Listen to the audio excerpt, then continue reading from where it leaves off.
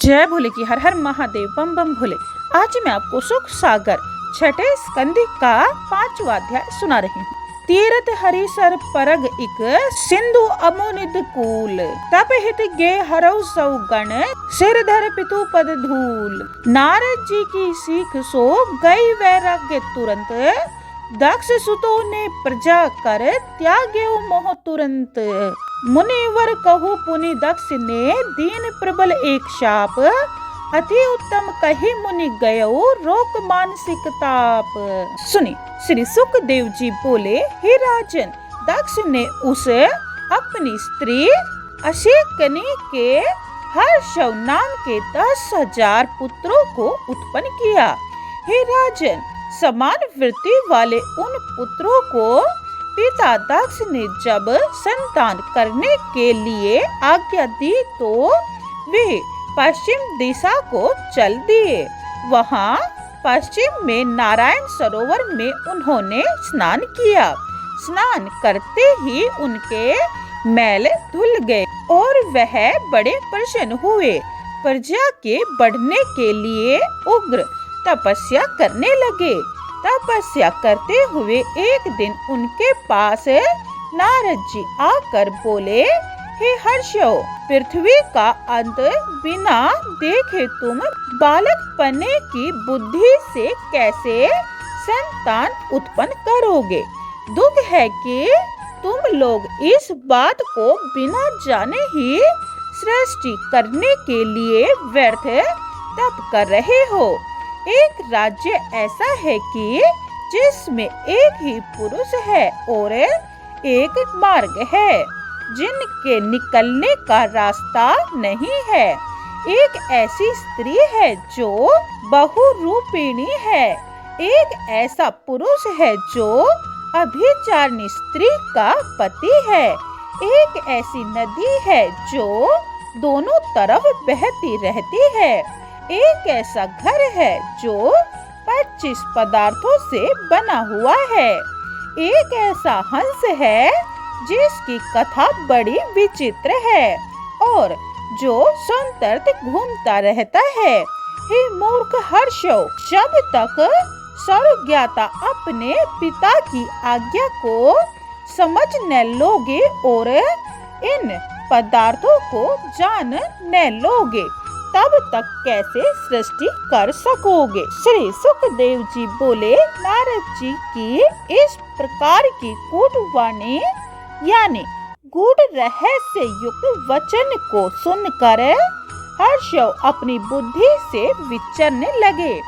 देव ऋषि सत्य कहते हैं, यह सूक्ष्म शरीर ही जिसे कि जीव कहते हैं वही पृथ्वी है और वही आत्मा का अनादि से बंधन चला आ रहा है।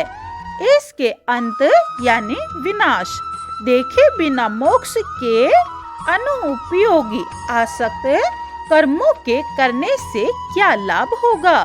वास्तव में ईश्वर एक ही है। जागृत, स्वप्न, सुषुप्त इन तीनों अवस्थाओं से और अभिमानियों से भिन्न और वही उसका साक्षी भी है।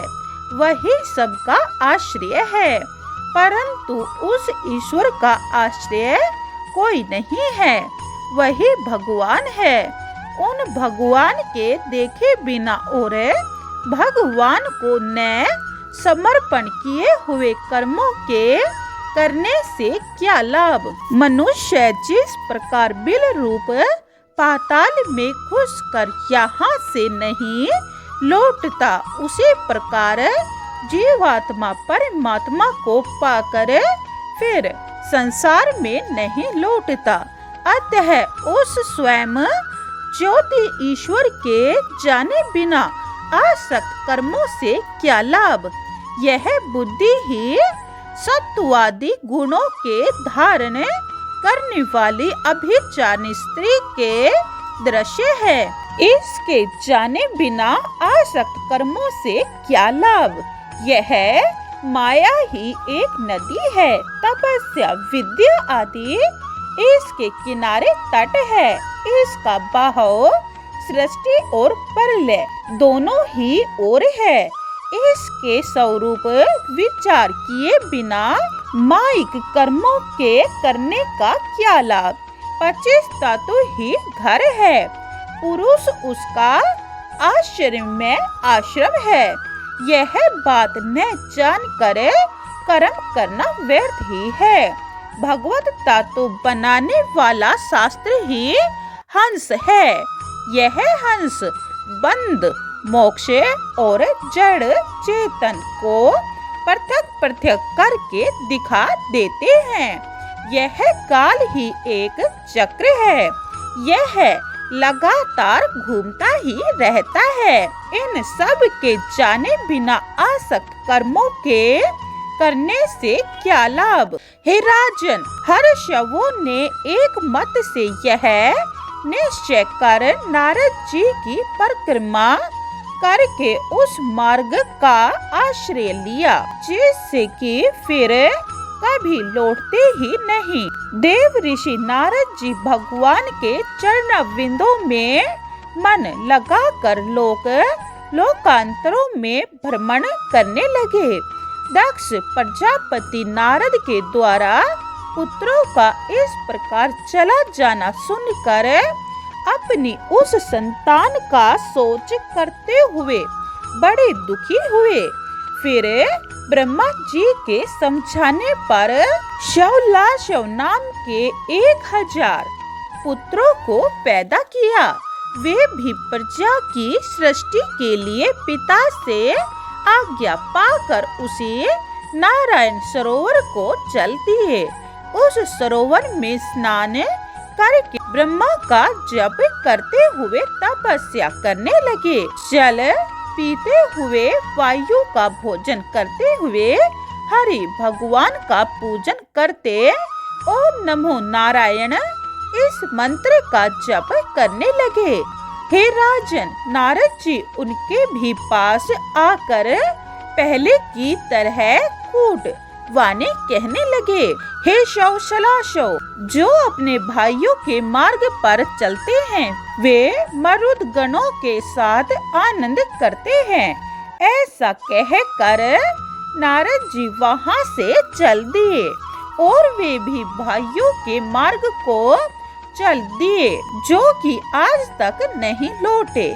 इसी समय में दक्ष ने बड़े बड़े अपशगुन देखे और फिर पहले की तरह नारद के किए हुए उस पुत्र नाश रूप कर्म को सुना। तब तो क्रोध से दक्ष के होठ फड़फड़ाने लगे और फिर उसी समय आए हुए नारद जी से दक्ष बोले, आहा हे दुष्ट, साधु के रूप में फिरने वाले, तूने बालकों को भिखारियों का मार्ग बतला दिया।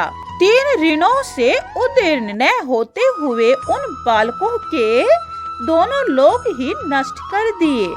इस तरह निर्दयी होकर बालकों की बुद्धि बहका देने वाला तू हरि भगवान के पार्षदों के बीच में कैसे विचरता रहता है। तुझे छोड़कर अन्य सभी साधु महात्मा तो प्राणियों पर दया करते रहते हैं। स्नेह रूपी बंधन जब तक न टूट जाए तब तक मनुष्य का वैराग करना छूटा है। मनुष्य विषय भोगों से पैदा हुए सुख दुख का अनुभव करके जैसा पीछे वैराग्य को प्राप्त होता है, वैसा सुख दुख अनुभव किए बिना दूसरों के उपदेश से प्राप्त नहीं होता। तूने मेरा बड़ा बुरा किया है, अतः मैं तुझे शाप देता हूँ कि लोक में विचरते हुए तेरा पैर कहीं भी एक जगह स्थिर न रह सकेगा। श्री सुखदेव जी बोले, नारद जी ने शाप के बदले शाप देने में समर्थ होकर भी उनको शाप न दिया और उनका शाप स्वीकार कर वहाँ से प्रस्थान कर दिया। बोलिए ओम नमः भगवते वासुदेवाय। जय भोले की हर हर महादेव, बम बम भोले। अगर आपको शिव महापुराण और सुख सागर इस चैनल पर सुननी है तो यह चैनल सब्सक्राइब कर लें और कमेंट में जय भोले की लिखें। जय भोले।